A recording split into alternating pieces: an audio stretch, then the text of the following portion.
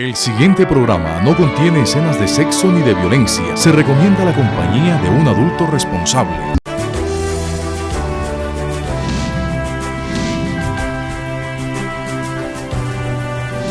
Rumbo a la Paz.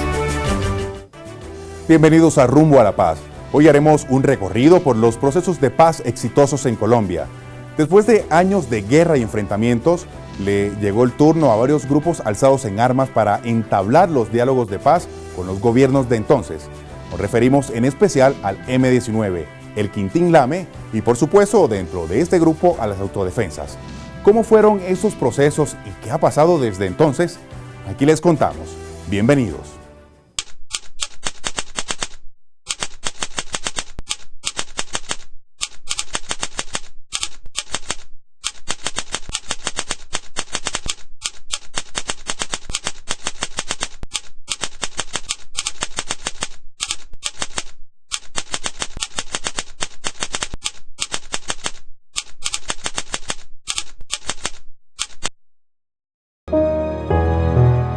No hay camino para la paz es el camino.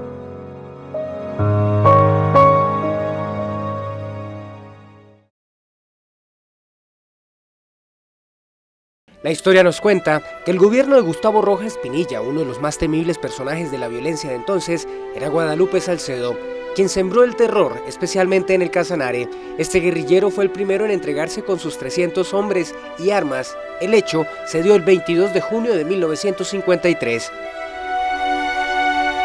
No hay que desconocer que en la medida de sus políticas y pensamientos sociales, cada gobierno a su modo trató de realizar acercamientos para frenar el derramamiento de sangre en el país. Otros pensaron que militarmente los iban a derrotar, pero esto no ha ocurrido. No, yo creo que todos los presidentes en este país y todos los partidos han buscado de una u otra manera la paz y han sido conscientes de que este fenómeno de la violencia, sin lugar a dudas, frenó la posibilidad de crecimiento económico, de desarrollo social del país. Lo que pasa es que ha sido muy difícil esos procesos, ha habido desencuentros, hay muchos enemigos de la paz muy poderosos en las dos extremas de Colombia, en la extrema derecha, en la extrema izquierda. Hay momentos que no son los más convenientes. Desde la época del gobierno de Gustavo Rojas Pinilla, cuando se desmovilizó Guadalupe Salcedo, solo se tuvieron acercamientos concretos de paz hasta el gobierno de Belisario Betancur. Al alcanzar treguas con las FARC y el EPL, que eran dos de los grupos de mayor accionar violentamente en el país. Pero algunas disidencias no acataron esta tregua y continuaron los combates en algunas regiones. Pues yo creo que se desaprovechó ese momento. Hubiese podido hacerse tranquilamente, como lo venía haciendo Belisario Betancur, que se fueran incorporando poco a poco hasta dejar todas las armas en medio de la negociación. Fue un mecanismo que fracasó, lo hundieron en sangre. Mientras tanto, el gobierno de Belisario Betancur tenía acercamientos de paz con el M-19, se llega a un primer acuerdo entre el gobierno y el grupo subversivo, pero los militares de la época se mostraron en contra y es destituido el ministro de Defensa de la época. Nosotros hicimos un cese del fuego unilateral, no negociado, unilateral, que se fue volviendo bilateral, de hecho. Y durante ese tiempo nos dedicamos a, ya lo dije, a buscarle el corazón a la opinión pública, a los ciudadanos, a ganarnos el apoyo de los ciudadanos, para el proceso y para nosotros mismos. Y ese es el camino correcto. Por eso creo que lo que pasa en la calle es menos bueno que lo que está pasando en La Habana. Los acercamientos serían entonces con la coordinadora guerrillera que reunía a todos los grupos alzados en armas. Las negociaciones de entonces se hicieron en medio de los combates. Para el caso del M-19, mientras se hablaba de paz, Antonio Navarro Wolf, uno de sus máximos dirigentes, sufría un atentado que casi le cuesta la vida. El hecho ocurrió en 1985. Que si algo hay que respetar es la vida de quienes negocian una paz. La de Mandela es un ejemplo. Mandela pertenece al Consejo Nacional Africano, que fue un alzamiento en armas contra el apartheid, contra los gobiernos blancos que no permitían que los negros tuvieran los mismos derechos. Y él le llevaba a la cárcel y está 27 años en la cárcel.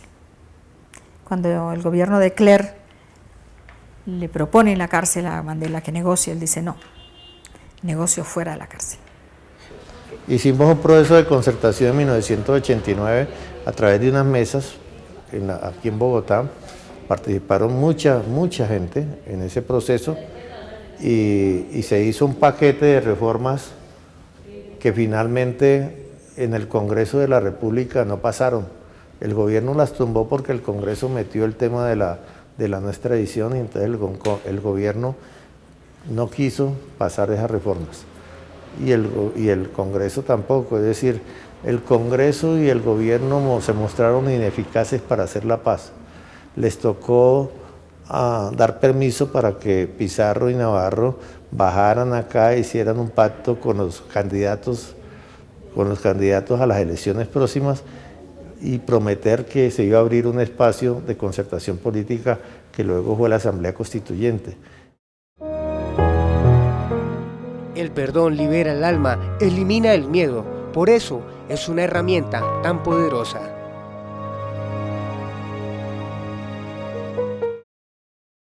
La violenta toma del Palacio de Justicia en noviembre de 1985 por parte del grupo guerrillero M-19, también llamada Operación Antonio Nariño, dejó 98 muertos, entre ellos 11 magistrados. Este hecho de sangre fue considerado por la Corte Internacional de Derechos Humanos como una masacre y un holocausto.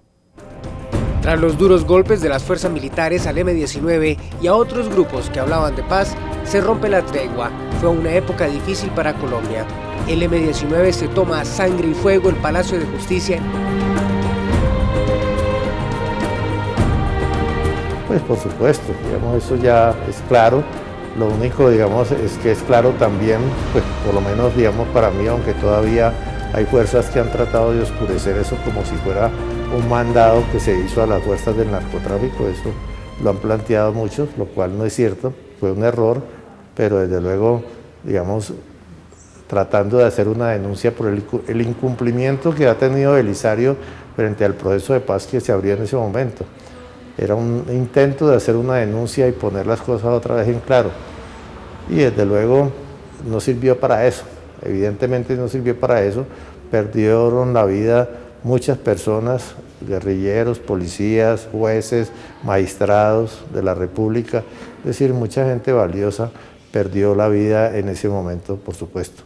Todos los intentos que se hacen en Colombia, pues bueno, hay que respetarlos, ¿no? Cada uno tuvo su dinámica. Y cada uno tuvo sus protagonistas, diferentes por supuesto, en la vida nacional. Y esta también tiene sus protagonistas. Lo interesante es que todos nos demos cuenta que aún estén en lo que estén, son colombianos. Mismo los paramilitares son colombianos.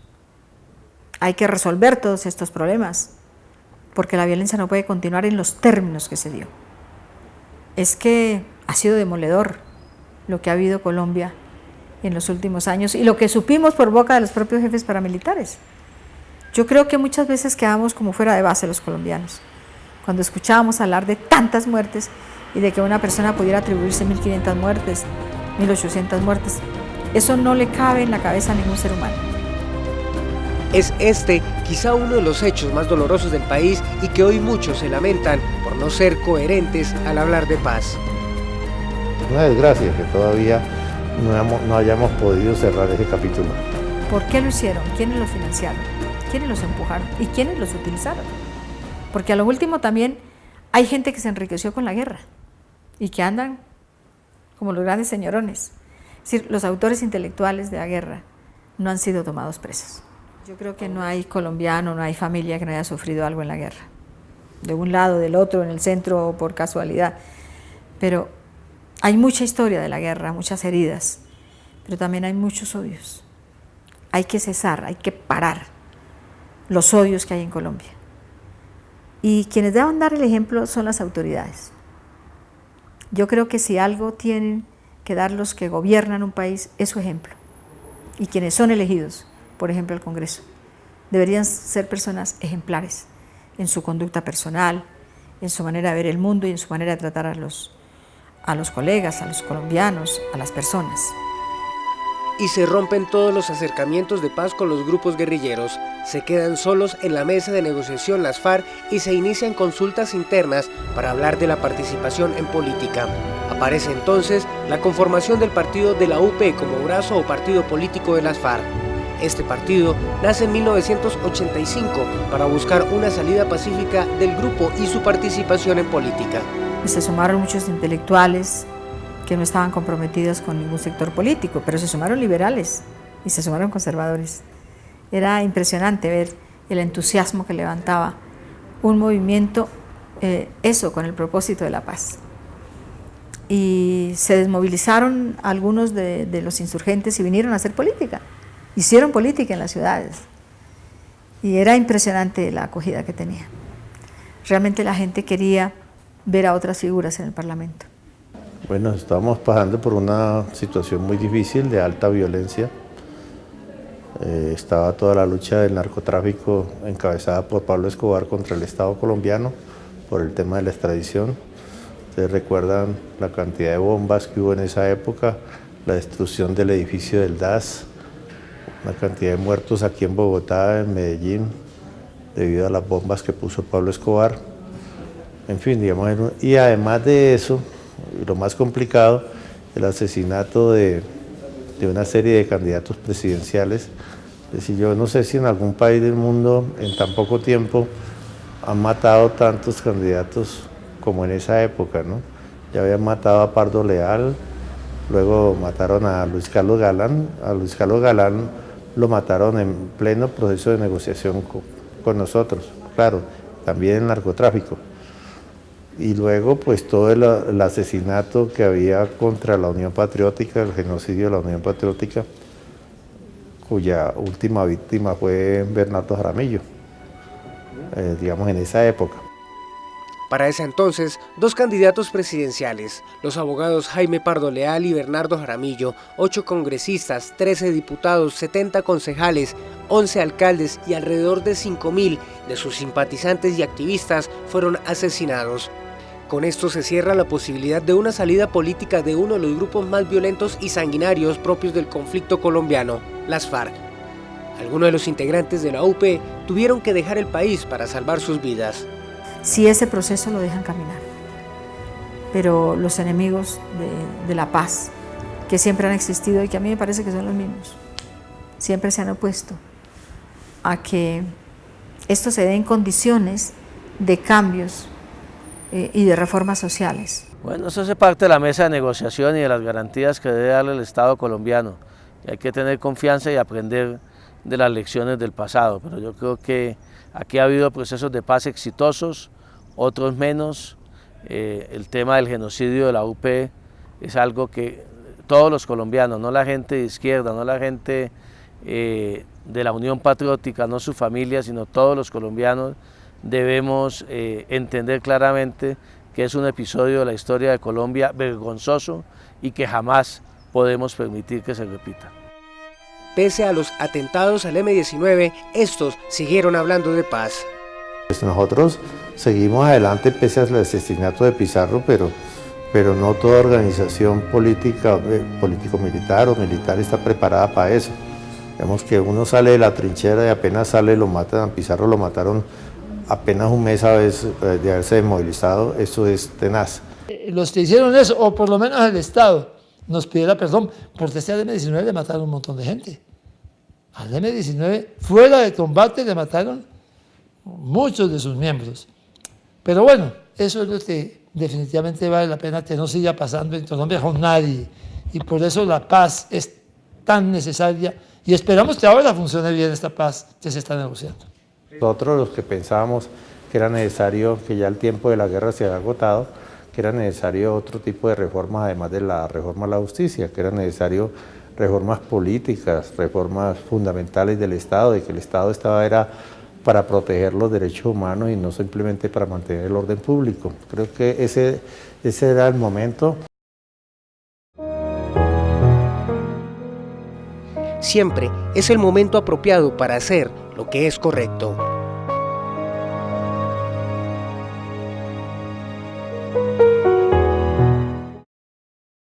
Llega al escenario político el presidente Virgilio Barco, que gobernó desde 1986 hasta 1990.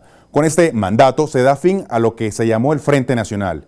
Después de unos mensajes institucionales, continuamos con Rumbo a la Paz y les contaremos cómo fue el proceso de la séptima papeleta y la desmovilización de algunos grupos guerrilleros a raíz de esta. Ya regresamos. Rumbo a la paz.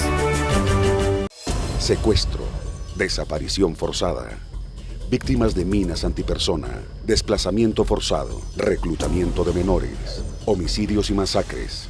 Ya es hora. No más víctimas. Merecemos la paz. Cada víctima del conflicto es una razón para alcanzar la paz. Solo escuchando a las víctimas habrá paz estable y duradera. No más víctimas. Merecemos la paz. Rumbo a la paz. Continuamos con Rumbo a la Paz. Una vez rotos los acercamientos con la coordinadora guerrillera Simón Bolívar, estos se levantan de la mesa de diálogo. Una vez se levantó de la mesa de diálogo la coordinadora guerrillera, comenzó una de las arremetidas más grandes en el país contra los grupos al margen de la ley. Los únicos que quedan y se separan de la coordinadora son los del M-19. Los diálogos con el presidente Virgilio Barco se inician en enero de 1989. Tras las exitosas conversaciones, en noviembre de 1990 se desmoviliza este grupo guerrillero. 900 subversivos entregan las armas. Creo que ambos entendimos, nosotros, la guerrilla del M-19, en solitario en principio, porque fue el papel que jugó el liderazgo de Pizarro, que entendió de que era un momento propicio para hacer unas negociaciones de paz, porque el Estado estaba necesitando hacer unas reformas y nosotros, para hacer la paz, también necesitábamos unas reformas. Y cuando ellos se desmovilizan, porque esa fue una desmovilización, no fue una negociación. Esta es la primera negociación en la historia del país, donde se sientan el gobierno, la insurgencia y tratan de llegar a unos acuerdos. Y han llegado a 2 puntos, que eso nunca se ha registrado en Colombia, jamás. Y eso es lo que hace también que la esperanza permanezca para que lleguen a unos acuerdos. Y no son cualquier acuerdos. El primero es la tierra y el plan prácticamente de desarrollo. Pero el segundo es la participación política. Al ver la respuesta positiva del grupo guerrillero, participan en las elecciones locales y obtienen 100.000 votos. Nace la Alianza Democrática M-19. Entonces, ¿cuál es el problema? Es simplemente volver a términos de sensaciones políticas. Entendamos que la realidad de Colombia hoy es que no le podemos nosotros dar una solución militar a ese conflicto. Pero nosotros no podemos dejar de seguir en esta situación de una muerte anunciada, del diálogo, de la paz, de todo. El M-19 participó en las elecciones de los constituyentes con un éxito notable. Eligió 19 integrantes en una lista encabezada por Antonio Navarro, pero ellos ya estaban sin armas, ellos ya estaban desmovilizados en esa época. Sí, eran guerrillas pequeñas. Yo creo que en las regiones donde ellos estaban se sintió que, bueno, se desactivó, por decirlo de alguna manera, un elemento de la violencia. Sirven, pero no es lo fundamental. Con eso no acabamos la violencia. Porque es que los problemas continúan. No es el problema decirle, oiga, señor, entierre esos fierros, tráigalos para acá y aquí los enterramos, o los quemamos, o los exportamos, yo no sé qué los harán. Y sigamos todo, que no pasó nada.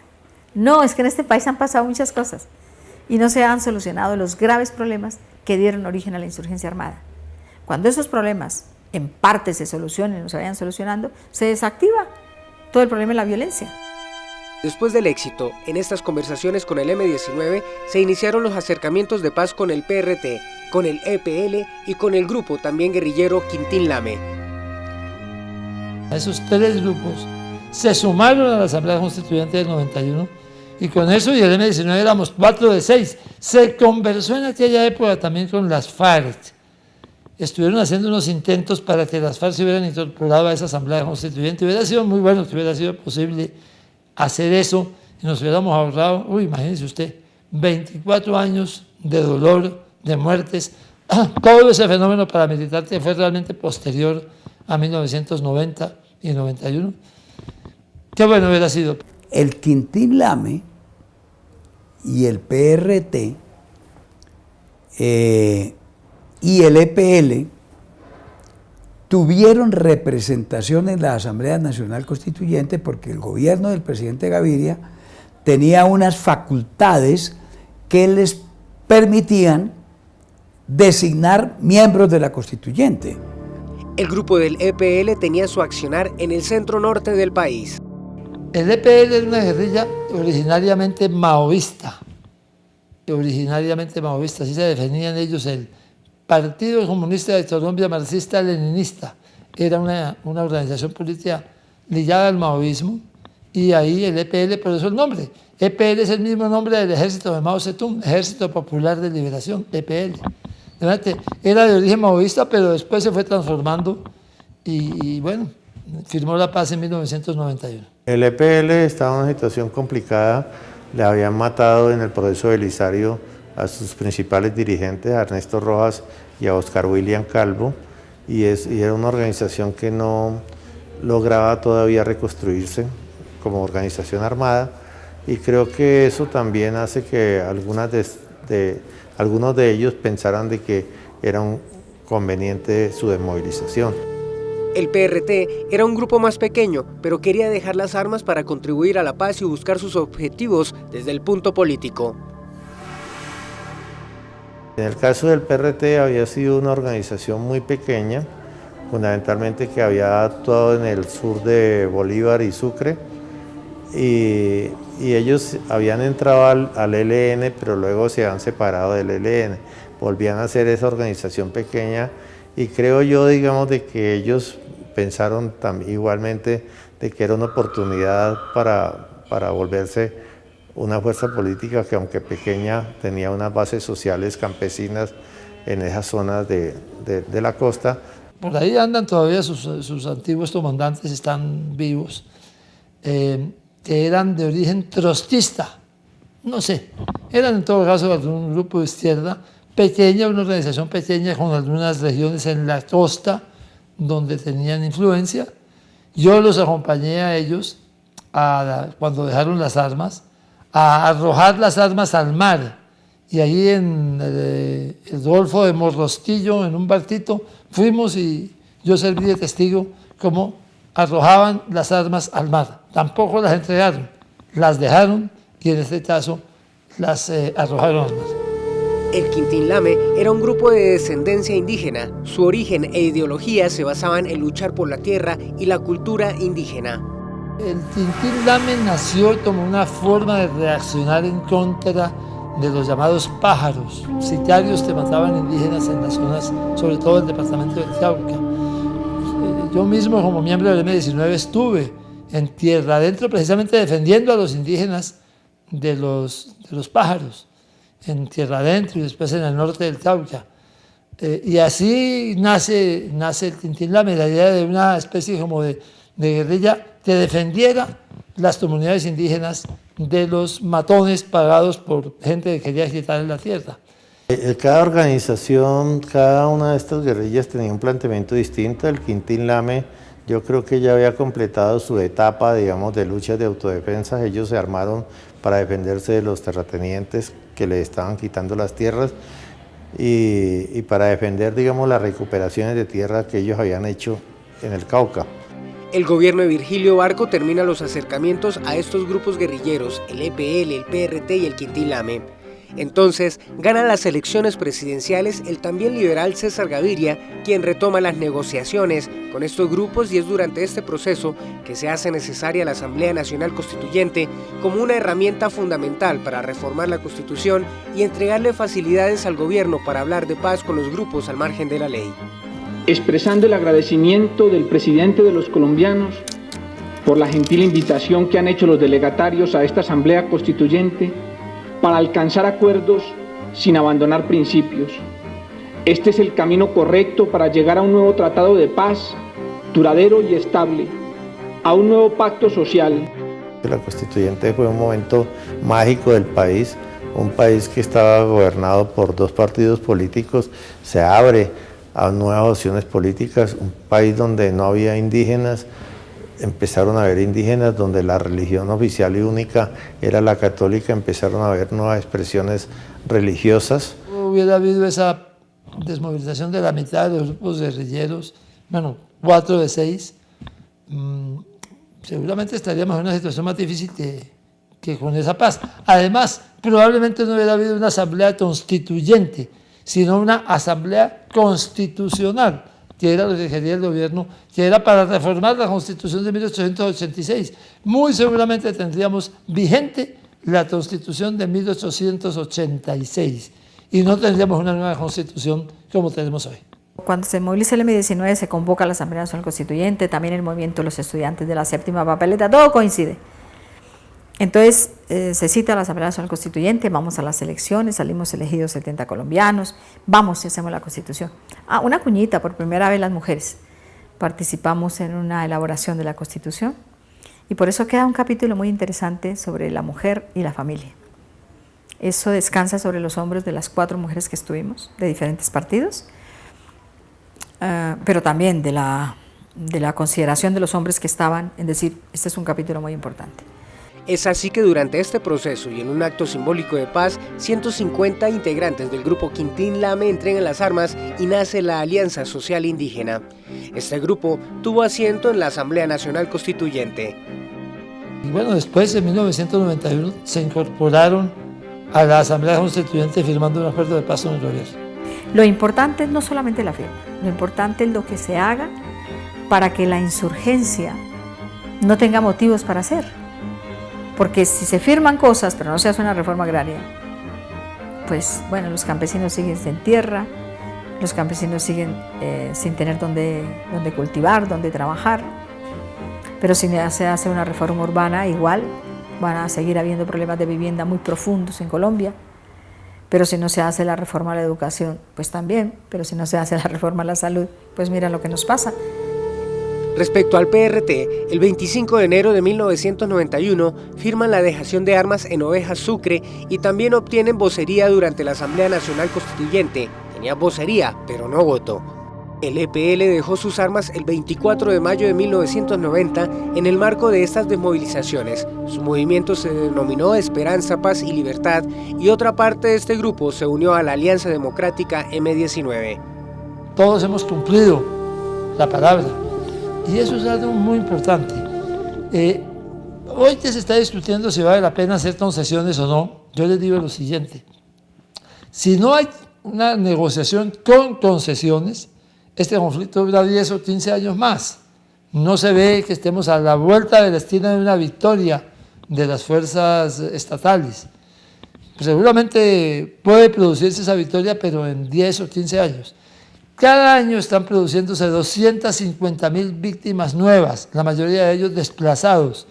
Si nos evitamos 250.000 víctimas por 10 años, pues son 2,5 millones de víctimas nuevas que nos evitamos. Oiga, qué bueno. La Constituyente fue fundamental y de gran impacto para frenar de alguna forma la historia del conflicto en Colombia. Lo mejor es el camino de las concesiones mutuas. Hace más rápido el final del conflicto. Necesita concesiones, necesita hacer y recibir concesiones.